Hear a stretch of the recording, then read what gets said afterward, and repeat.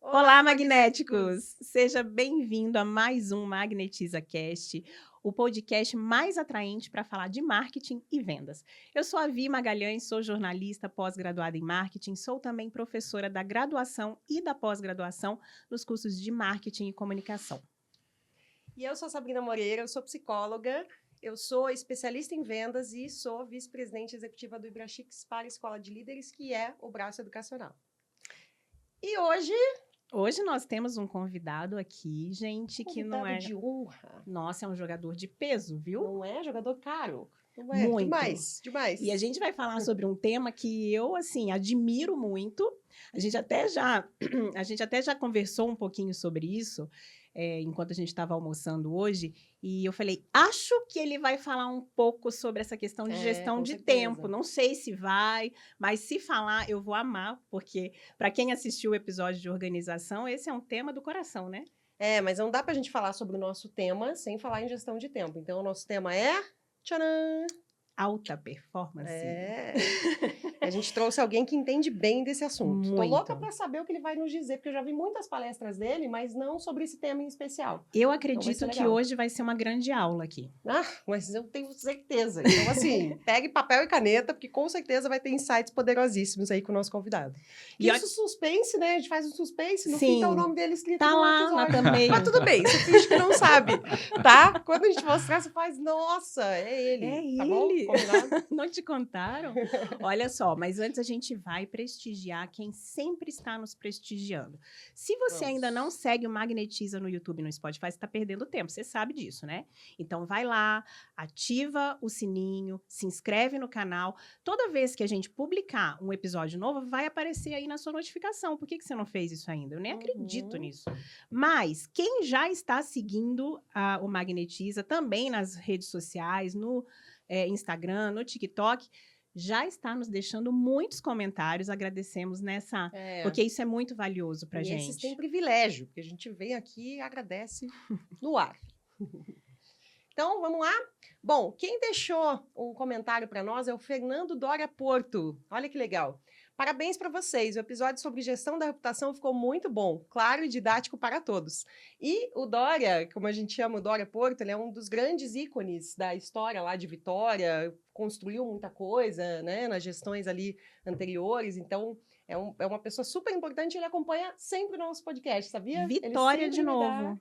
Gente, o que tem em Vitória, hein? Olha só, deixa eu falar para vocês. Eu morei em Vitória, nosso primeiro entrevistado mora em Vitória, nossa segunda entrevistada é de Vitória, mas mora em Londrina. Acabei de saber que a nossa produtora aqui é de Vitória e o nosso entrevistado de hoje mora em Vitória. Na verdade, ele mora aqui, mas ele é CEO de uma empresa em Vitória. Lá em Vitória, então ele passa uma semana mais ou menos por mês lá. Olha. E eu também passo uns 5 dias por mês em Vitória. Então, assim, se você não conhece o Espírito Santo, né? Não, e esse nome é inspirador, né? Vitória significa que a gente já tá nesse caminho aí. Então, vamos lá. Vamos lá. Bom, então, Fernando Dória Porto, muito obrigada. E a Graziane Giacomini escreveu, incrível, abriu os horizontes, obrigada por isso, que a gente falou de gestão da reputação, o pessoal comentou bastante, foi bem legal. E a Gláucia Pires, ela disse, top, não basta parecer ser, tem que ser. Ser receptiva ao feedback é essencial para o crescimento pessoal e profissional. Parabéns. Esse também sobre gestão da reputação, né? E a Laís Fabretti disse o seguinte, colocação perfeita, o repertório muda, cada um tem um contexto e saber refinar percepções é para poucos, sobre o episódio em que a gente entrevistou o Júlio Bonhooker. Que foi bem legal. Muito obrigada, Gláucia, muito obrigada, Laís.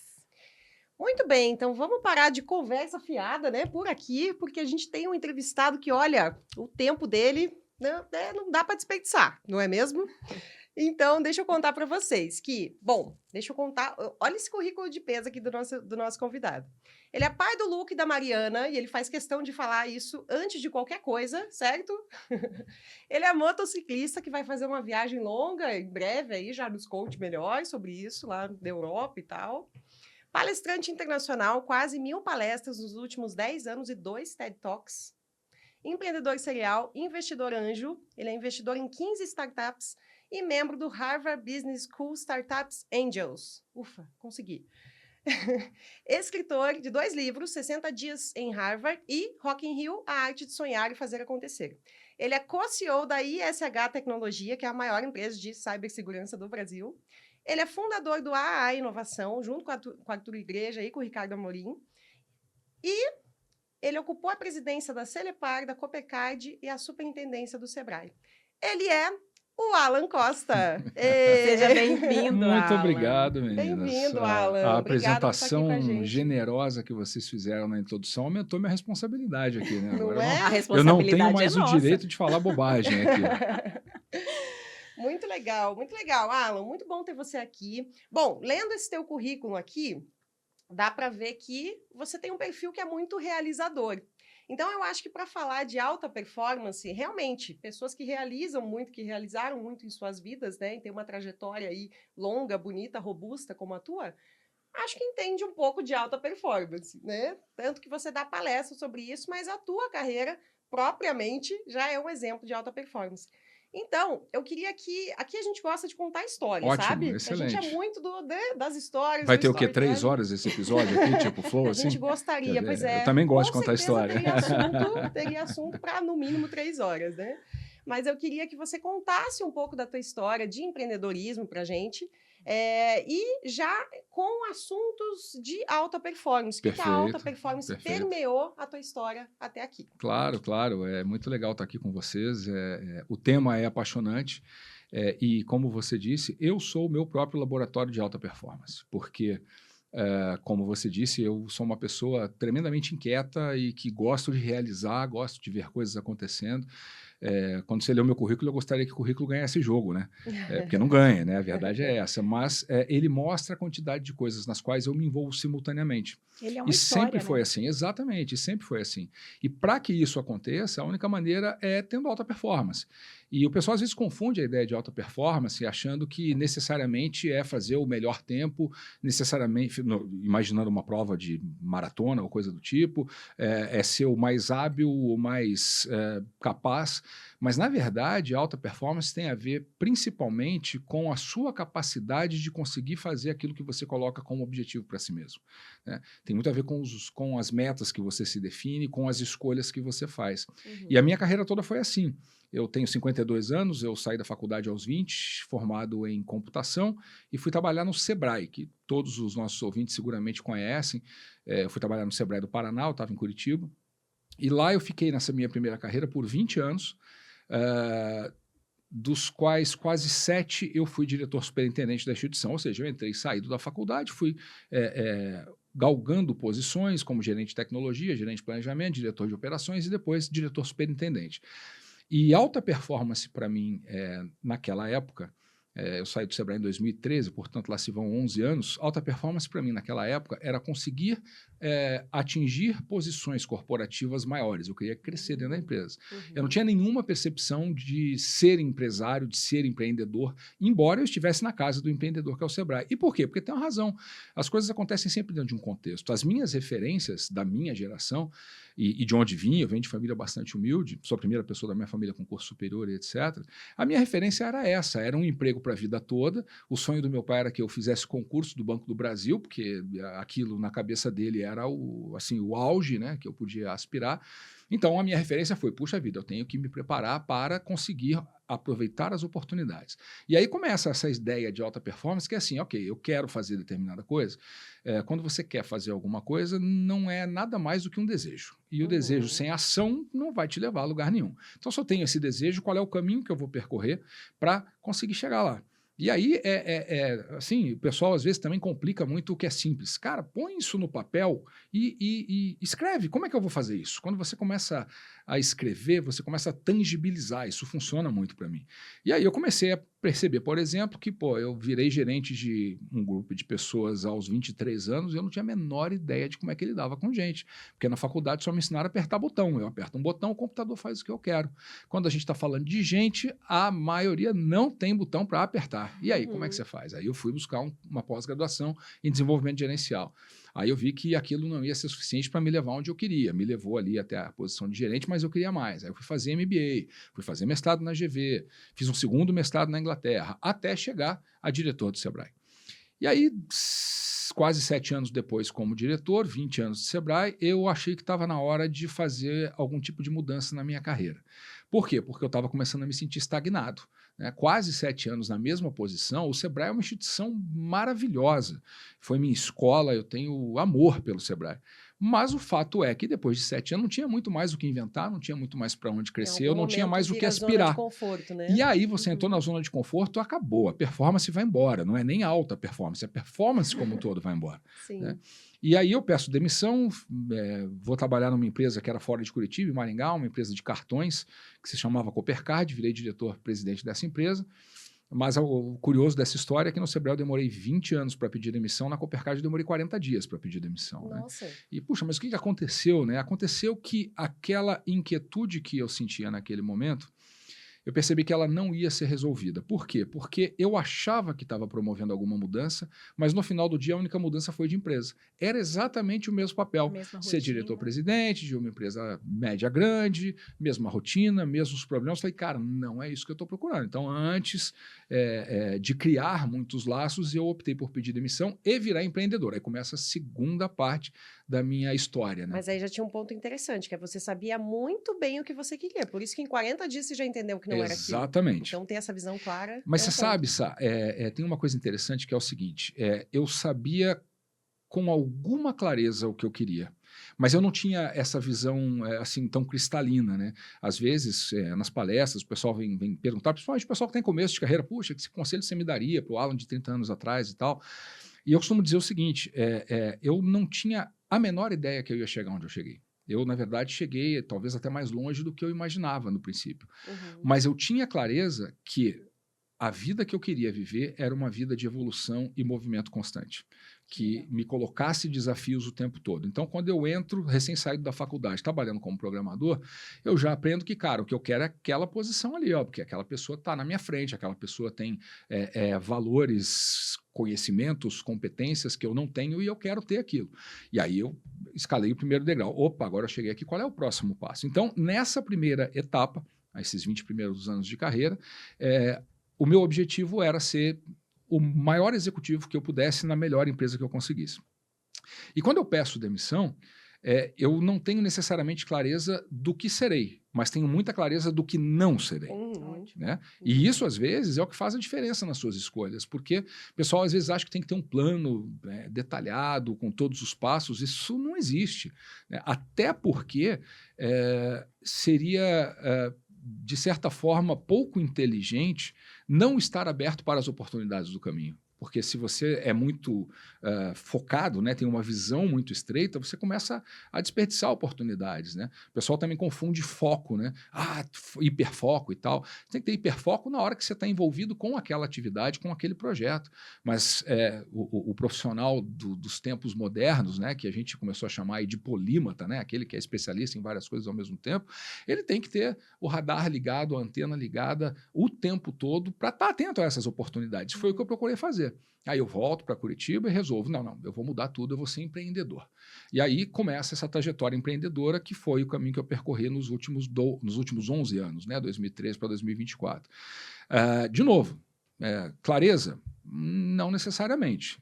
Eu tinha convicção do caminho que eu queria seguir. Eu queria agora montar um negócio, ter a oportunidade de exercitar a minha capacidade empreendedora que eu acreditava que tinha, e fazer isso virar um negócio bem-sucedido do maior tamanho possível. Evidentemente que, como a gente sabe, história de sucesso só tem na internet, né? Porque a vida é de altos e baixos. E nessa fase foi o meu principal baixo. Eu comecei a montar negócios que eu não conhecia, eu dei passos em falso, eu quebrei negócios, isso tudo foi parte do processo de aprendizagem. Eu costumo brincar que eu tinha que ter sido diretor do Sebrae antes de ser, ou melhor, depois de ser empreendedor e não antes, porque a gente acha que sabe o que é empreender. E é engraçado porque eu ia te perguntar bem isso. Você acha que ser diretor do Sebrae favoreceu a tua fase de empreendedorismo, mas então você já está me respondendo Que que, na não, verdade, pelo seria o contrário. porque ela me iludiu. Quando eu voltei de Maringá querendo ser empreendedor, o que eu tinha na cabeça, né? Na minha vã filosofia, né? Eu vou ser o empreendedor do ano, velho. Você tinha teoria. Lógico, eu vou para a capa da Forbes, porque, pô, eu passei 20 anos no Sebrae, que é a casa do empreendedor, tenho MBA na GV, tenho mestrado na GV, tenho mestrado na Inglaterra, sou formado em Harvard, isso aqui para mim vai ser, ó, melzinho na chupeta. Só que ninguém tinha me contado até então da diferença, da distância que existe entre a teoria e a prática. E aí eu fui aprender na prática, a duras penas, o que era ser empreendedor. Isso me levou a um burnout em 2013, e eu, quando conto essa história, de certa forma até me emociono, porque foi um período evidentemente muito difícil, mas que me trouxe muito aprendizado. 5 de dezembro de 2013, eu lembro do dia, da data, eu fui diagnosticado com burnout. Volto para casa, minha vontade era sumir, desaparecer. Felizmente eu nunca tive tendências depressivas, porque senão eu teria entrado em depressão com toda certeza, mas eu queria desaparecer, eu não queria contato com nada. A minha vida pessoal estava bagunçada, a minha carreira estava bagunçada, e quem é empreendedor e está nos escutando agora sabe do que eu vou falar. Quando você dá algum passo que não dá certo, você é julgado e julgada o tempo todo. Sim.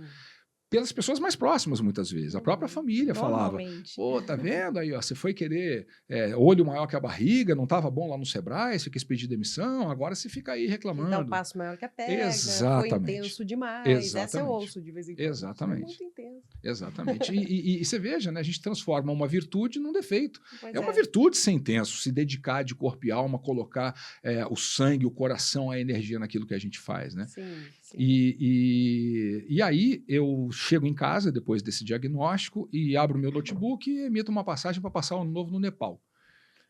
Caramba, o que você foi fazer no Nepal? Era um desejo já? Ou... Não, isso veio porque eu queria ir para o lugar. O raciocínio que me levou a emitir um voo para o Nepal é que o Nepal foi o lugar mais longe que eu consegui imaginar. Eu queria sumir. Então, para onde é que eu vou? Eu vou para o lugar mais longe que eu puder ir. Tem que ser um lugar diferente, tem que ser um lugar que ninguém me conheça, que eu não conheça ninguém e que eu possa virar uma espécie de incógnito, né? Anônimo. Porque, bem ou mal, pelos 20 anos de Sebrae, aqui em Curitiba todo mundo me conhecia. Uhum. E eu fico imaginando como é a vida das celebridades de verdade, né? Porque deve ser um negócio terrível, porque isso tem vantagens, porque te abre portas, te dá muito networking, mas tem desvantagem, porque está todo mundo de olho em você o tempo todo e tal. E aí eu vou lá para o Nepal e você veja que as coisas vão acontecendo. Por isso que eu disse, alta performance é atenção às oportunidades. Eu cheguei lá em Katmandu e descobri que ao redor de Katmandu, bem próximo de Katmandu, ficava o maior monastério budista da Ásia, monastério de Kopan. E eu pensei cá com os meus botões, puxa vida, eu já estou em Katmandu, se eu conseguir me enfiar nesse monastério aí, é o melhor dos mundos. Eu vou ficar lá com os monges, ninguém vai falar comigo, porque os monges ficam em silêncio, e eu vou ficar lá observando e refletindo sobre a minha vida. E assim eu fiz. Peguei um táxi, bati na porta do monastério, parecia cena de filme, aquela parede de tijolos, né, grossa e tal, com uma porta de madeira com aquele círculo assim de metal para você bater, que nem em filme mesmo. Eu bati, apareceu um monge, falei, eu queria saber se é possível ficar aí dentro, conversando com ele em inglês. Ele falou, pode sim, a gente tem aqui alojamentos para o pessoal que faz retiro, de vez em quando aqui. Nós não temos retiro nesse momento, mas você pode ficar numa das habitações, e eu fiquei lá 10 dias. E durante esse período, na entrada do monastério, a gente tinha uma lojinha lá de víveres básicos, biscoito, shampoo, sabonete, e eu vi lá uns cadernos e umas canetas para vender. Eu pensei, legal esse troço, não tinha computador, não tinha celular, não tinha nada, eu estava isolado mesmo. Falei, isso aqui vai ser bom para colocar no papel o que eu estou pensando. E eu comprei lá 2 cadernos e 2 canetas. No primeiro caderno, eu escrevi em cada página uma pergunta para a qual eu gostaria de ter resposta naquele momento e não tinha. Então, era um caderno fino, de 80 páginas, mas a gente saiu desse processo com 80 perguntas em processo de reflexão. E no outro caderno eu escrevi o meu obituário. Hoje morreu Alan Costa, 11 de maio de 2072. Eu imaginei que eu vou morrer na véspera de completar 100 anos. O bacana dessa história é que até os 40 anos eu conhecia todos os detalhes. Eu nasci no Rio de Janeiro, mudou para Jacarezinho, fez faculdade em Ponta Grossa, foi isso, foi aquilo, foi aquele outro. Dos 40 até os 100, eu tive que escrever essa história. Folha em branco. E aí é surreal, porque você olha para a sua própria história de uma perspectiva de terceira pessoa. E aí acontece coisa como, você está escrevendo, daqui a pouco você para e relê, você olha, nem a pau, isso aqui não é o que eu quero para minha vida. E você sai riscando, apagando, e você reescreve a tua própria história. esse exercício foi determinante na minha vida, eu não tenho nenhuma dúvida, porque quando eu volto de lá, aí eu passo a ter um pouco mais de clareza sobre qual era a segunda fase da minha carreira. Essa segunda fase teria que criar um legado, e eu cheguei à conclusão que isso era muito importante para mim. O Sebrae me permitia criar isso. E quando eu saí de lá, eu perdi. Isso foi um vazio que ficou, porque o Sebrae, eu dizia isso o tempo todo, quando você tem a oportunidade de ajudar um empresário de pequeno negócio, uma empresária de pequeno negócio, você não está fazendo diferença no negócio dela, você está fazendo diferença na vida daquela pessoa. Por trás de cada pequena empresa, tem uma pessoa que quer dar uma condição melhor para a família, etc. E isso era muito presente, mas eu só percebi o valor que isso tinha para mim quando perdi, quando saí. Então eu tinha que, de alguma maneira, encontrar uma forma de criar legado. E eu falo, já eu falo um pouquinho mais sobre legado. E em segundo lugar, eu queria empreender direito, empreender em coisas que tivessem a ver comigo. Porque, por exemplo, eu tinha nessa fase conturbada, eu abri uma produtora de vídeo. Cara, produtora de vídeo, eu pensei, não, eu talvez seja palestrante, aí faz sentido ter uma produtora. Não faz sentido nenhum, quer ser palestrante, vai ser e contrata quantas produtoras você quiser. E aí eu crio o meu primeiro negócio, que foi a Alan Costa Palestras e Consultoria, que está viva até hoje, e me lanço no mercado como palestrante. Por que como palestrante? Por duas razões. O pessoal às vezes acha que alta performance é você desenvolver os seus pontos fracos para você melhorar e tal. Esquece essa ideia. Alta performance é você se dedicar a ser ainda melhor naquilo que você já é bom. Identifique os teus pontos fortes e bote isso a teu favor. E eu sempre ouvia dizer, as pessoas me dando feedbacks de que eu falava muito bem, eu tinha uma boa capacidade de comunicação. Isso somado a tudo que eu tinha estudado na vida, mais a experiência de Sebrae, de contratar muito palestrante, eu olhei para esse mercado e falei, cara, é impossível eu não me estabelecer nesse mercado. Eu vou dar certo nesse negócio aqui. Então, era uma escolha em sintonia com aquilo que eu sabia que eu conseguiria ter alta performance. Mas, parêntese, ainda assim, eu fui fazer curso de ator, curso de stand-up comedy, curso online para, enfim, dominar técnicas. Lógico, porque o pessoal, você tem o dom. Esquece essa história de dom. Por trás de qualquer história bem-sucedida, o que tem é gente que se dedicou para aquilo, que colocou tempo, que investiu energia, que foi disciplinado para desenvolver aquele dom. Né? Eu sempre falo, né? Talent is overrated. Esquece talento. Ninguém tem talento nato para nada, né? Isso é uma bobagem. A gente desenvolve o talento. A gente pode até ter mais facilidade para uma ou outra coisa, como eu na época tinha para me comunicar, mas isso não quer dizer que eu estava pronto para ser um palestrante. Eu fui aperfeiçoar isso para efetivamente ter alta performance. E deu muito certo. Eu, no primeiro ano, evidentemente, comecei do zero. No quinto ano, eu estava fazendo 118 palestras no ano. E eu já vou voltar para esse ponto, só vou contar o que aconteceu durante esse período, além da carreira de palestrante. Eu montei um grupo de investidores anjo aqui em Curitiba, chamado Curitiba Angels. Começamos a investir em startups, comecei a mentorar startups, passei a fazer parte de um grupo de investidores anjo em São Paulo, ligado à Harvard Business School, na qual eu tinha estudado, e montei um negócio chamado AAA, o AAA Inovação, onde eu consegui convencer o Ricardo Amorim, que era e ainda é um dos economistas mais influentes do Brasil. Na época, ele estava ainda no Manhattan Connection, que era um programa semanal bastante assistido. Eu consegui vender para ele a ideia de que a gente tinha que criar uma plataforma de inovação e ele topou ser meu sócio nesse empreendimento. Né? Aí, chegamos então ao quinto ano de palestrante, o AAA já funcionando como plataforma, já era uma empresa que rodava bem. Eu chego ao quinto ano de palestrante, olho para a minha agenda e digo, toma cuidado com o que você deseja, que pode dar certo. E deu muito certo. Só que eu estava, naquele momento, entrando numa dinâmica na minha vida pessoal e na minha carreira que eu não queria repetir. Por que repetir? Bom, para fazer 118 palestras no ano, eu vivia em hotel e aeroporto. Basicamente era isso, essa era a minha rotina. E na época, a Mariana, minha filha mais nova, já tinha nascido. E eu pensei, eu não quero passar com Mariana o que passei com o Luca. O Luca hoje tem 22 anos e o Luca nasceu, eu tinha 30 anos, era a época de construir carreira. Então, as minhas escolhas eram na direção de carreira. O Luca nasce em julho de 2002. Em setembro de 2002, eu estou indo para a Inglaterra fazer meu segundo mestrado. E ele fica aqui com a mãe. né? Então, eu sempre digo isso, né? Eu sinto muita falta de muitas coisas do Luca. Eu não vi as primeiras coisas do Luca. Eu não vi o primeiro engatinhar, eu não vi o primeiro caminhar, eu não vi o primeiro balbuciar, eu não vi nada disso. Mas, naquele momento, isso fazia sentido. Foi isso que me permitiu estar onde eu estava naquele momento, fazendo 118 palestras por ano. Mas não queria repetir esse ciclo com Mariana. Então, eu decidi que eu ia manter o meu negócio de palestras num ritmo menor, que me exigisse menos viagem, menos ausência, mas era importante manter porque isso está conectado com o legado, eu já volto nele. E, por uma coincidência, e eu não acredito em coincidência, eu acho que as coisas acontecem porque tem que acontecer, quando você está preparado para que as oportunidades surjam, o Ratinho Júnior tinha acabado de ser elegido governador do estado e, frise-se, eu nunca tinha visto o Ratinho ao vivo, não tinha nenhuma relação com ele. E ele me convida para ser presidente da Celepar, que é a companhia de tecnologia do estado do Paraná, a maior empresa de tecnologia do estado. Ele me convidou porque nessa época o AAA já funcionava, ele se elegeu com a plataforma de fazer do Paraná o estado mais inovador do Brasil. E, portanto, ele queria transformar a Celepar num hub de inovação. E alguém falou para ele, pô, o melhor cara de inovação que tem aqui é o tal do Alan Costa. Você precisa conhecer ele. Eu fui lá conversar com ele, gostei da conversa dele e fui para a Celepar. Ou seja, me resolveu o meu problema, porque eu vivi 5 anos como palestrante, inclusive pagando as minhas contas e os meus boletos com o que eu ganhava como palestra. Então, quando eu passo a ser presidente da Celepar, opa, a minha sobrevivência está garantida, porque eu tinha um salário. Então, agora eu posso me dedicar menos à palestra porque a situação mudou. E aí, meu plano era ficar os 4 anos do primeiro mandato do governador na Celepar.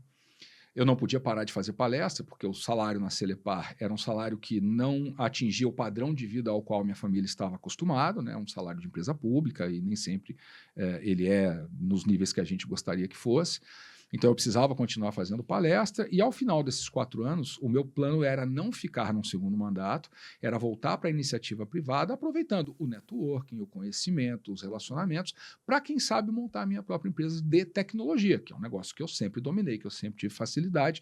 E aí, de novo, performance, ponto forte, tecnologia, pô, eu não tenho que montar produtora, isso é uma idiotice. Monta uma empresa de tecnologia. Sim. Só que, nesse meio tempo, aberto às oportunidades. Eu encontro um grande amigo meu, que era amigo meu já há quase 30 anos, que lá atrás, quando nós começamos a carreira no Sebrae, eu o conheci no Sebrae do Espírito Santo, ele tinha saído do Sebrae naquela época, pouco tempo depois que nós nos conhecemos, tinha montado uma empresa de tecnologia. E essa empresa, ao longo dos últimos, até então, 23 anos, tinha crescido muito, tinha se transformado numa das maiores empresas de cibersegurança do Brasil. E naquele momento estava acontecendo um movimento societário em que um sócio estava saindo e os sócios que ficaram entenderam que para os movimentos futuros da empresa era importante ter uma área na companhia de inovação que desenvolvesse produtos próprios. Porque, como uma empresa de cibersegurança, o que a gente entregava aos nossos clientes era baseado em soluções de terceiros, em produtos de terceiros. Então, eu tinha parceria com A, B, C, D, integrava isso tudo para vender as nossas soluções. Eles entendiam que nós precisávamos começar a ter a nossa própria capacidade de fazer produtos, para substituir esses produtos que nós contratávamos. E aí, como o sócio estava saindo, ele me convida para assumir a posição de diretor de inovação, comprando um pedaço da empresa numa condição super facilitada, parcelado, etc. e tal. Já era uma empresa grande, portanto, o investimento era um investimento significativo para comprar a minha parte na empresa, e eu aceito o desafio para ir para lá. Vou lá conversar com o Ratinho, o governador assim, ó, é o negócio da minha vida. Eu enxerguei assim, para mim, eu tinha clareza que aquele era o negócio da minha vida, efetivamente, que ia me colocar onde eu sempre me preparei para estar. Lembra que eu falei, a gente não tem clareza do caminho, a gente sabe mais ou menos o que a gente quer. Uma hora você encontra o que você quer porque você está circulando, né? Você está gravitando em torno de coisas que têm a ver com isso que você tem como objetivo. E quando a SH aparece na minha vida, eu olhei para aquilo e falei, cara, agora eu entendi para o que eu me preparei tanto a vida inteira. Porque eu não fui estudar em Harvard sem nenhum demérito para ser diretor superintendente do Sebrae. Eu já fui diretor superintendente do Sebrae antes de estudar em Harvard. Né? Eu não me expus às experiências que me expus para não ter a oportunidade em algum momento da minha carreira, negociar contatos internacionais, pensar em expansão para outros países, olhar isso com uma perspectiva estratégica mais ampla, mais evoluída de um negócio maior. E aí eu vou para lá. E aí, nesses últimos 5 anos, eu continuo fazendo palestra, num ritmo muito menor, e virei depois de diretor de inovação, onde nós criamos um negócio que vai passar por um spin-off agora, eu adoro isso, né? Meu filhinho lá já falo disso também. Eu, de diretor de inovação, viro vice-presidente de operações e, na virada do ano, o fundador, que é esse meu amigo, o Rodrigo, ele passa a chairman do conselho e eu e um outro sócio, que é o Armstrong, passamos a co-CEOs da companhia. A gente criou um modelo de gestão compartilhada, ele era o VP de vendas, eu era o VP de operações e a gente, na verdade, a companhia continua operando mais ou menos os mesmos moldes, mas as decisões estratégicas são compartilhadas por nós e pelo conselho. 2 coisas legais dessa história. A questão de legado, que eu já falo, e o Safe Lab. Você veja como as coisas acontecem. Primeiro, a SH hoje me possibilita essa visão hiper ampla. Nós saímos, quando eu entrei, a SH faturava coisa de 140 milhões por ano, nós faturamos no ano passado 540 milhões por ano. Então nós crescemos rapidamente, expandimos, abrimos mercados, quase fizemos um IPO em 2021, a gente ia fazer o IPO, ia tornar a empresa pública na janela que fechou, a gente já estava com os fundos engajados, etc. Mas não saiu naquela época, não tem problema, uma hora vai sair, a gente está pronto quando isso acontecer. E essa unidade de negócio que eu fui para lá para montar, para criar produto próprio, vai faturar esse ano alguma coisa entre 25 e 30 milhões de reais como uma empresa independente, porque nós estamos fazendo um spin-off desse negócio. Então, veja, em 5 anos a gente conseguiu criar uma empresa que foi do 0 aos 25, 30 milhões de faturamento e que está rodando, vai muito bem, obrigado, hoje já tem um valuation super legal. Ou seja, eu estou transformando em realidade tudo aquilo que eu sempre sonhei, que eu achava que eu tinha capacidade de fazer. E, ao mesmo tempo, eu viro o CEO da SH tendo essa responsabilidade por hoje quase 1.000 funcionários, por esse faturamento, pelo crescimento que a gente vem tendo, lógico, uma responsabilidade compartilhada, né, com o meu co-CEO, com o meu presidente de conselho, mas que me traz uma realização brutal. Mas aí, Alan, você não falou que tinha negócio do legado? Aqui você está ganhando dinheiro. Pô, muito legal esse troço. Mas e aí? E o legado? Então, as pessoas têm uma ideia, geralmente, muito equivocada de legado. As pessoas acham que legado é fazer coisas grandiosas, fazer um monumento, fazer uma ponte, fazer um prédio. É um legado do fulano para a sociedade e tal. Isso é uma forma de legado, mas ela é muito pouco acessível a nós, pobres mortais, que não somos políticos, que não somos empresários gigantescos, que fazem filantropia e coisas desse tipo. Mas existe uma forma de legado plenamente acessível a qualquer um de nós, que é o quê? E essa percepção ela veio da leitura de um livro chamado Como Você Vai Medir a Sua Vida, que foi escrito pelo Clayton Christensen, que foi meu professor em Harvard. O Clayton Christensen é um dos pais da inovação disruptiva. Tem um livro chamado Dilema do Inovador, que é fantástico, é um marco. Mas eu tive a oportunidade de estar na primeira aula que ele deu quando ele voltou de um tratamento de câncer naquela época. E essa aula não foi uma aula sobre inovação, foi uma aula sobre esse livro dele, Como Você Vai Medir a Sua Vida. E essa ideia de legado vem de lá, né? Legado é a oportunidade que cada um de nós tem de fazer a diferença na vida de alguém, por menor que ela seja. Não precisa fazer um negócio gigantesco. É a constância. Um pedacinho de legado a cada dia te leva a construir um legado gigantesco pela diferença que você fez no conjunto de pessoas cuja vida você tocou. Tão simples quanto isso. O que as palestras me oportunizam? Tocar a vida de 500, 800, 1.000 pessoas toda semana, a cada 15 dias, 2, 3 vezes por mês.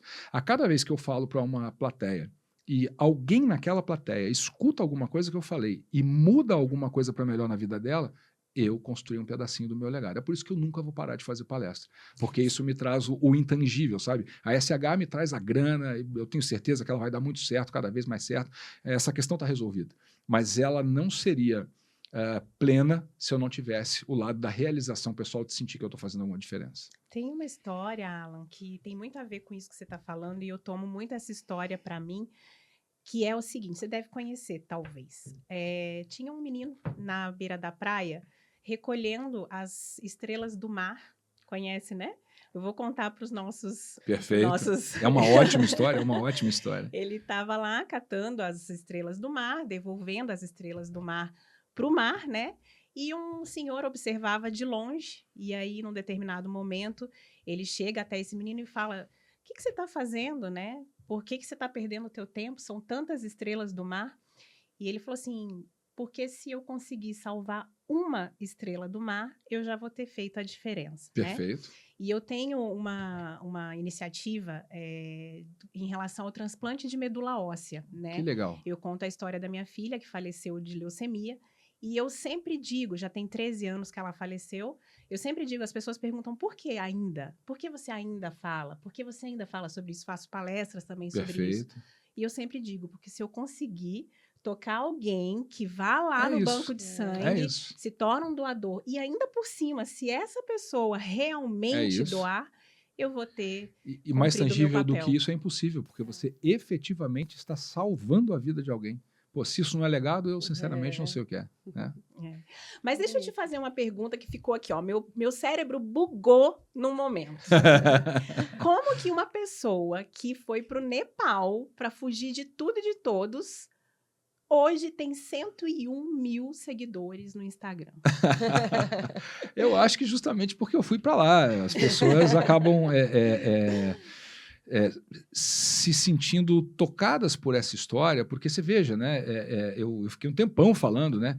Sem parar, contando todos os detalhes dessa história. Mas em nenhum momento eu coloquei essa história como eu fiz isso porque eu sou fodão, porque eu sou super-homem, porque eu sou... Não!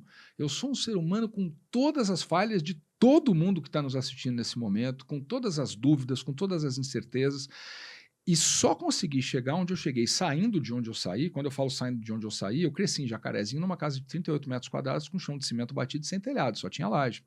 Então, por aí você consegue enxergar uma fotografia da situação que a minha família tinha.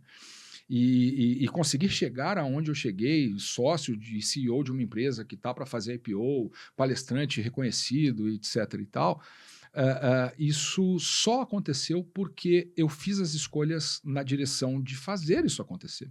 As pessoas querem muito a recompensa, mas poucos estão dispostos a pagar o prêmio. A pagar o preço. Isso tem tudo a ver com alta performance. Você só consegue ter alta performance se compromete com aquilo que você quer fazer de maneira inegociável. E aí a gente vai falar depois da questão do tempo, que é fundamental. Eu sou obcecado por tempo. O tempo, para mim, é a coisa mais valiosa que eu tenho, porque é o recurso mais igualmente distribuído na humanidade. Né? O meu dia tem 24 horas, o seu também, das pessoas que estão nos assistindo também. O seu não vale mais que o meu não vale mais que o seu. Mesmo valor. Se passou, nós perdemos do mesmo jeito. E por que uns fazem tanto e outros fazem tão pouco? Porque uns aproveitam o tempo. Uns têm consciência da brevidade do tempo e fazem de tudo para que esse tempo renda o máximo possível. E quando eu falo renda o máximo possível, eu não estou querendo te dizer que você tem que fazer isso para trabalhar mais, para ser mais produtivo. Claro que não. Eu estou falando que você tem que fazer isso para poder ter mais tempo com a sua família, com os seus filhos, com as pessoas que você ama, para se dedicar aos seus hobbies, que tem tudo a ver com alta performance, a gente já fala disso, né? Para se dedicar às atividades que vão ampliar as suas referências além daquele quadradinho onde você tem a sua atividade profissional. Né? Então, isso faz muita diferença. E aí, como eu conto essa história, me colocando como um ser humano igual a vocês, igual a qualquer pessoa, eu acho que isso de alguma maneira conecta as pessoas, né? Porque elas veem que quem está aqui não é alguém que está querendo vender aquela história da internet, né? A Sá sabe disso, eu sou muito crítico a esses gurus de internet que querem vender. O cara quer te vender a fórmula para ficar milionário no final de semana e o cara é um quebrado. Né? A outra quer te vender a fórmula da felicidade e a vida está destroçada. Né? Essas coisas não funcionam. Então eu não me posiciono assim, eu me posiciono como uma pessoa que viveu algumas coisas e que, em função de ter vivido isso, obteve alguns aprendizados. E esses aprendizados eu adoro compartilhar com as pessoas. Por quê? Porque isso é a minha forma de criar legado. Então eu acho que isso é o que vai conectando. Né? Você entra no meu Instagram, você jamais vai me ver vendendo alguma coisa. Eu não digo que não vai ser um dia, pode ser que depois, se eu vender SH e quiser, mas assim, hoje você pode consumir todo o meu conteúdo feliz da vida, porque você nunca vai encontrar um action call ali, compre isso, se inscreva aqui, não. Porque eu não vivo disso, a minha atividade profissional é outra. Então, eu acho que isso acaba fazendo com que as pessoas se identifiquem, né, com esse conteúdo. Ele traz, que eu acho que responde, né, a tua pergunta, algo que você sempre defende aqui, que é a autenticidade. Sim. Então, o Nepal te ajudou a encontrar a tua verdade. Exatamente. E agora é essa verdade que você dissemina ali com muita E facilidade. isso é muito legal, sabe? Porque esse exercício no Nepal, para mim, foi determinante, porque eu brinco com isso também, né? A viagem que eu tinha que fazer não era lá para o Nepal. Era para dentro de mim mesmo. Essa era a viagem que eu tinha que fazer. Para me conhecer, para entender quais eram as minhas aspirações. E algumas coisas ficaram muito claras, né? Por exemplo, eu persegui esse caminho de ser executivo de grande empresa por uma única razão. Porque eu queria ser o filho perfeito. E por que eu queria ser o filho perfeito? Ué, simples. Por quê? A vida pregressa do meu pai foi uma vida de tragédia. Meu pai foi casado, se separou da mulher, a mulher não deixava ver os filhos, era uma situação complicada, ele cresceu longe dos filhos, não via, etc. e tal. Minha mãe casou com 16 anos, com 17 foi mãe, com 20 fugiu de casa. Fugiu de casa? Como assim fugiu de casa? É simples, o marido era caminhoneiro em Guararema, no interior de São Paulo, e o cara trancava ela dentro de casa quando viajava, porque minha mãe era muito bonita e tal. Então, o que ela fez? Quando o meu irmão, o Gilmar, ele chegou lá numa certa idade, em que ele conseguia pelo menos se virar, ela combinou com uma prima ou coisa parecida que olharia pelo menino e fugiu de casa com o cara dormindo, que era a hora que ela podia estar em movimento, né? Aí os dois se encontram, e aí, lógico, ela também cresceu longe do filho e tal. Aí os dois se encontram, tiveram uma filha, a Adriana, que seria minha irmã se estivesse viva, ela seria 3 anos mais velha do que eu, e ela morre com 3 meses sem sair do hospital direito, de uma infecção que até hoje as pessoas não sabem o que é, o que foi, né? E aí vem eu, o Redentor. Claro, eu vim para redimir toda essa vida de tragédia. Essas coisas não aparecem assim do nada, é muita terapia para chegar nessas conclusões. O legal é que você tem bastante consciência. É muita terapia para chegar nessas conclusões. E aí eu segui esse roteiro até aquele momento porque era o que eles esperavam de mim. Mas legal, essa foi uma trajetória muito bacana, me ajudou a chegar onde eu cheguei, mas não era mais a minha trajetória. Então eu cumpri a deles. Legal, show, obrigado. Obrigada. Agora vamos para a próxima. E aí eu comecei a trilhar o meu próprio caminho. E aí, conectando com isso que você falou, né, de muita consciência e tal, é impossível ter alta performance sem autoconhecimento. Impossível. Vou te dar um exemplo muito concreto. As pessoas que estão nos assistindo, que vão assistir esse podcast, que ouviram a leitura do meu currículo, que eventualmente me seguem em mídia social, acham que eu sou um cara de um dinamismo brutal. A realidade é que eu sou uma das pessoas mais preguiçosas, Vi, que você já conheceu. Sério, eu sou um taurino, como taurino sou um hedonista, adoro as coisas boas da vida, e as coisas boas da vida precisam de um certo timing lento, precisa ter tempo para sentar num restaurante e comer, refeição de muitos cursos, com vinhos acompanhando, precisa de tempo para viajar, precisa de tempo para ver série do Netflix, que eu adoro, que aquilo me ensina pra caramba também, tem muita série muito bacana. E em sendo um cara preguiçoso, eu tenho que lutar contra isso o tempo todo. É a disciplina. É a disciplina. Então, qual é a minha estratégia quando eu me percebo sendo vencido pela minha tendência de procrastinar e de vagabundear? Eu me coloco em uma situação onde uma característica minha, que é mais forte do que a preguiça, se sobrepõe, que é a competitividade. Eu não perco para o ímpar para a Mariana, nunca perdi. Mas tem que deixar ganhar onde? Alguém vai deixar ela ganhar alguma coisa na vida? Ela tem que aprender a ganhar sozinha. Eu sou tremendamente competitivo. Então, o que eu faço? Você lê o meu currículo, eu estudei feito um cavalo. Faculdade, pós-graduação, MBA, mestrado, outro mestrado na Inglaterra, Harvard, INSEAD, Universidade Católica de Milão, IBGC. Toda vez que eu estou vendo que o movimento é meio de acomodação, eu vou lá e me inscrevo num curso desse. Sabe por quê? Porque quando eu entro num curso desse, eu vou ser o melhor da turma. Isso vai mexer comigo. E isso me tira dessa zona de conforto. Então, não há alta performance sem uma profunda capacidade de compreensão de quais são os seus pontos fortes, de quais são os seus pontos fracos. E, dentre esses pontos fracos, quais são os que podem minar aonde você quer chegar e como é que você mitiga esses problemas. Dentre os seus pontos fortes, quais são os que você tem que investir para te impulsionar cada vez mais na direção que você quer ir. Então, passa muito por aí, né? Eu acho que a alta performance precisa, de maneira determinante, de autoconhecimento. Nos ajuda a performar melhor em tudo. Sem sombra de dúvida. Eu sempre falo. Sem sombra de dúvida. E como a gente falou de tempo, Alan, nosso tempo está chegando ao fim. Eu preciso fazer uma pergunta antes. Então faça, e daí na sequência eu já gostaria de te pedir para deixar uma mensagem pra gente. Claro. A mensagem assim, se fosse para resumir tudo Tá bom. Mas antes, vai lá, Sá. Então, você contou a tua história e você contou ali, né, que não tinha tanta clareza de onde queria chegar, mas sabia muito bem o que não queria ser e tudo mais. Tem uma frase que eu gosto muito que é assim, a vida é 50% ação e 50% mistério. E, bom, isso quer dizer que a gente age, mas a gente mais vezes talvez reage à vida.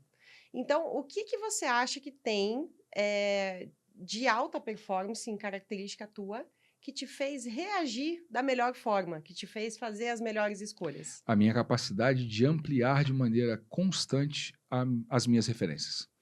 Eu sempre digo que a única coisa que pode te impedir de chegar onde quer que seja são as tuas referências. E aí, o que eu quero dizer com referência? É aquilo que molda o teu modelo mental, é aquilo que molda a tua inter-relação com o mundo. Se eu tenho um modelo mental de que a tecnologia é destruidora de emprego e que a inteligência artificial vai me substituir, eu tenho razão. Agora, se eu tiver um modelo mental de que a tecnologia é boa e traz um monte de oportunidade, eu também tenho razão. É você que escolhe no final do dia, né? Nada tem, isso é um conceito que vem do budismo, né? Nada tem Sim. existência ou significado intrínseco. Então, por exemplo, o que é a morte para nós ocidentais? A morte para nós ocidentais é o fim. O que é a morte para um hindu? A morte para um hindu é o renascimento. Eu assisti lá uma cerimônia de cremação de corpos no Rio Ganges, é um negócio chocante para nós. Porque eles botam lá o cadáver numa balsa e tal, de madeira, não sei o quê, botam umas flores em cima e toca fogo. E aquela fogueira vai pro rio, eles cantam, jogam água para cima e tal. Quem tem razão, nós ou eles? Percebe? Essa é a ideia de nada tem significado intrínseco. A morte não é o fim. E a morte não é o renascimento, porque ninguém voltou para contar o que é. A morte é a morte. É um fenômeno físico. O coração para de bater, o cérebro deixa de receber oxigênio e o cadáver cai, desfalece. Nós damos o significado. Lógico que baseado na cultura, religião, hábitos, costumes, local onde a gente vive, etc, etc. Mas para tudo na vida é assim. Então, referência é isso. E aí, se você for pensar lá, quando eu me graduei no ensino médio, no Colégio Estadual Rui Barbosa, você acha que eu tinha ideia que existia um negócio chamado Harvard? Mas não tinha como, eu estava fora da minha referência. Eu não conhecia, você não pode almejar e aspirar aquilo que você não conhece. Então, o que eu conhecia? Eu sei que eu tenho que estudar e fazer uma pós-graduação. Aí eu fui ver a pós-graduação e tal, vou fazer aqui na FAI. E aí fiz a primeira pós-graduação na FAI. E assim foi. E o tempo todo ampliando as referências. Lá na FAI eu vi que tinha um negócio chamado MBA, que era o que a turma fazia e tal. Puta, agora tem que fazer um MBA, então. E aí vai lá no MBA eu descobri que tinha um mestrado da FGV, que na época era a escola de negócio mais de melhor reputação do Brasil. Eu me abracei no mestrado, nem terminei o MBA, já entrei no mestrado. Ou seja, permanentemente ampliando as próprias referências, porque é isso que te dá a possibilidade de almejar novas coisas, de usar essa sua capacidade, essa sua performance de uma maneira em que ela não fique estagnada. Porque as coisas na vida, né, eu costumo acreditar que nas empresas, nas nossas vidas, ou você está evoluindo e crescendo, ou você está morrendo. Não tem meio termo. Sim, não tem meio termo. Então, como é que você se mantém em evolução permanente? Você tem que buscar ampliar suas referências o tempo todo. Por que eu falei de hobbies, né? Rapidinho. Eu ando de moto, faço todos os anos uma viagem para algum lugar longo. Ano retrasado fomos para a Escandinávia, ano passado fui para a África, Botsuana, África do Sul e Namíbia. E esse ano eu vou fazer uma viagem pelos Balcãs. Nós vamos passar em 13 países ali, Croácia, Sérvia, Montenegro, aquela parte mais de baixo ali da Europa. E sou músico amador, eu tenho um estúdio em casa, toco guitarra, toco violão, canto, meu filho toca bateria, toca, canta, etc. e tal. Por que eu levo a sério esses hobbies? Porque são coisas que ampliam as minhas referências. Quando eu estou numa viagem de moto como essa, isso vale por anos de terapia, porque é uma viagem de 2 semanas em que eu passo 8 a 10 horas por dia na moto, e quando eu estou na moto, eu não tenho para onde correr de mim mesmo. Sou eu, o capacete e a estrada. Ponto. E aí lide com os seus demônios, porque não tem para onde eles correrem. Então, alta performance precisa de hobby, precisa de atividades que não tenham a ver com a sua atividade profissional, porque isso complementa o seu perfil. E aí, para fechar, a ideia de tempo, e eu vou repetir aqui, a resposta que eu dei para um rapaz também, umas 2 semanas atrás, eu terminei uma palestra, ele veio falar comigo, ele falou, pô, eu sou um grande admirador do seu trabalho e tal, eu sei que você está com pressa, está correndo e tal, mas eu queria que você me dissesse uma única coisa que você acha que o Alan de 30 anos atrás pudesse ter ouvido, que é onde eu me encontro hoje, eu quero ser você amanhã. O que você diria para você mesmo há 30 anos atrás? E a resposta que eu dei a ele foi a seguinte: não subestime a importância do bom uso do seu tempo. Por isso que eu já falei, é o recurso mais democrático, não é negociável, não tem como comprar, não tem como vender, e você vai chegar tão longe quanto a sua capacidade de utilizar o seu tempo da melhor maneira possível. Para o trabalho, para a família, para os amigos, para se preparar, para se autoconhecer, tudo isso leva tempo. Então, como é que se organiza isso? você tem que se transformar numa pessoa obcecada por tempo, valorizar demais o tempo, inclusive para não fazer nada.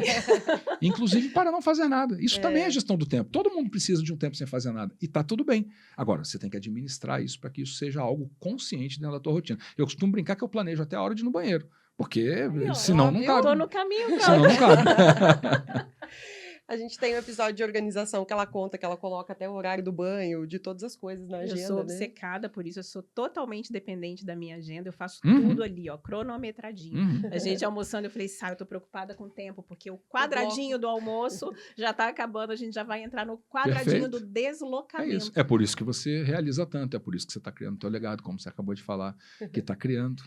Não é por nada, é por acaso. Que legal isso que você falou dos hobbies, Alan, porque eu sempre falo que nós somos seres humanos integrais, né? Exatamente. Então, hoje em dia, o nosso conceito de sucesso, ele está conectado com espiritualidade, família. Você tem que ter sucesso em todas as áreas. Exatamente. Não adianta você ser muito rico, um baita empreendedor, mas nada. A vida pessoal terrível, né? Perfeito. Então, de fato, eu acho que a alta performance passa por isso também. Sem dúvida. Para você ter alta performance em tudo, como um ser humano, né? Na tua existência, de uma forma E geral. uma coisa que é legal de acrescentar, né, é que alta performance tem a ver com a sua capacidade de entender que você tem o tempo todo oportunidade de aprendizado. Por pior que seja o que está acontecendo, por mais desgraçada que seja a situação, algum aprendizado existe ali para que você leve adiante. Você falou no começo, né, que eu faço questão de começar a minha apresentação como pai do Luke e da Mariana. Tem uma razão para isso. Eu costumo brincar que se somar todos os meus cursos, diplomas, Harvard, Inglaterra, França, Itália, etc. e tal, não dá um dia de convivência com o Luke e Mariana em termos de aprendizado.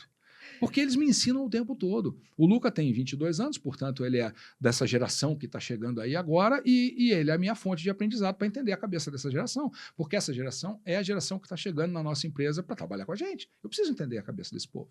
E a Mariana, que tem 7 anos, já é de uma outra geração, que já vem numa outra velocidade, com uma capacidade de aprendizado brutal, e ela me ensina muito o tempo todo sobre tudo, né? Então, as oportunidades estão aí. Você que está nos assistindo agora, né, eu tenho certeza que você vai aproveitar a oportunidade de tirar alguma coisa de bom daqui e vai incorporar isso na sua rotina, né? Sempre está aberto, sempre está atento.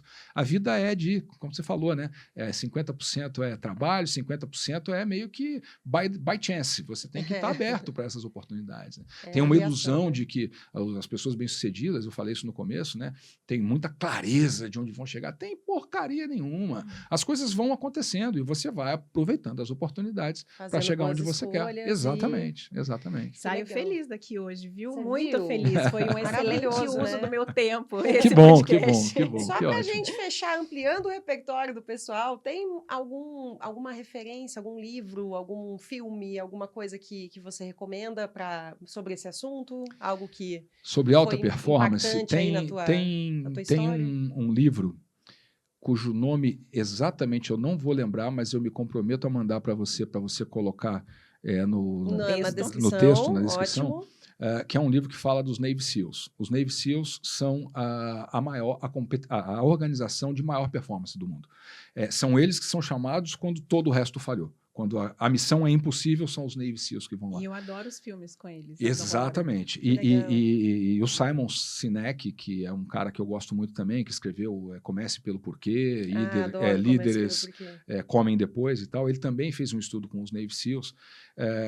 E esse livro te mostra como é que você constrói uma organização de alta performance que é formada por pessoas de alta performance. Eu sempre gosto de reforçar isso, né? A organização de alta performance não existe. O que existe são pessoas de alta performance que formam uma organização de alta performance. Assim como empresa inovadora, não existe. Existem pessoas inovadoras que formam. É sempre sobre pessoas. E esse livro é muito interessante porque ele nos ajuda a entender como é esse processo lá. Eu acho fantástico. Muito bom.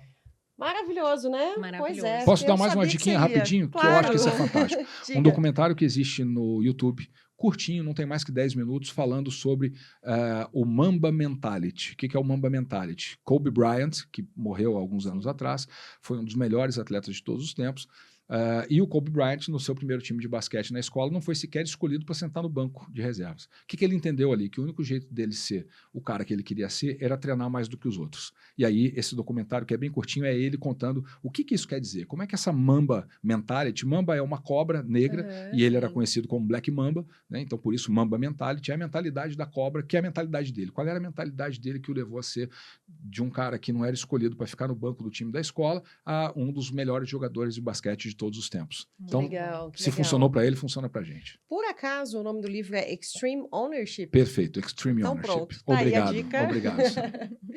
Perfeito, puxa, demais, muito né? bom, muito bom. Incrível. Alan, muito obrigada por ter vindo. Eu que agradeço pela Maravilho- oportunidade. Maravilhosa a nossa Passou conversa. voando aqui o nosso tempo. Eu que puxa adoro vida. histórias, adorei ouvir a sua, né? E com certeza foi um ótimo uso aí do nosso tempo. Muito E bom. quem assistiu, eu tenho certeza também que, ó, foi um excelente uso do seu tempo. Aguardamos além comentários. Além dessas referências que o Alan trouxe pra gente, esse episódio pode se tornar também uma excelente Com referência. certeza, bom. de alta muitos performance. Que bom. aprendizados. Obrigada, Alan. Obrigado, meninas. Foi um privilégio.